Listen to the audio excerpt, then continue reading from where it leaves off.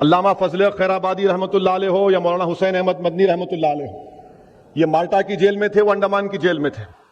कोई भी एक खत इनका नहीं बता सकता कि उन्होंने अंग्रेजों से माफी की भीख मांगी।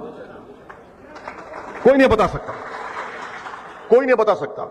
अब ये जो मोहतरम है सावरकर, ये जेल में गए 1911 को। कब गए जेल में? जुलाई 4, 1911 को गए। ये जरूरी है बोलना क्योंकि रिकॉर्ड हो गया तो दिखाते टीवी वाले, इन्हें एक और भड़काऊ भाषण गुलबर में दे गए बोल के। तो जुलाई 4, 1911 को उन्होंने जेल में डाले सावरकर को। अब राजनाथ सिंह ये बोल रहे कि महात्मा गांधी खुद उनको ये बोले कि आप अंग्रेजों को एक खत लिखो, मर्सी पिटीशन लिखो, माफीनामा लिखो। मैं राजनाथ सिंह साहब से पूछना चाह रहा हूं कि आपको ये झूठ बोलने के लिए किसने मजबूर किया?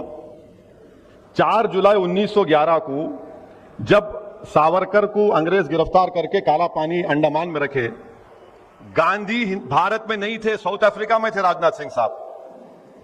वहां से क्या उन्होंने क्या प्लेन में उड़ के आके बोले या क्या, कैसा है? इतना प्लेन भी नहीं था जब, तो कुछ भी नहीं था। अब इन्होंने लंबी छोड़ दी है। अब ये समझे कि हम लोग हमारे कान में फूल है, हम नहीं देखेंगे, नहीं मालूम हमारे को मालूम, हम भी थोड़ा थोड़ा पढ़ते हैं, ज्यादा नहीं पढ़ते, थोड़ा थोड़ा पढ़े लिखे हैं। वो हम तेलुगु में बोलते हैं, కొంచెం కొంచెం, लिटिल लिटिल।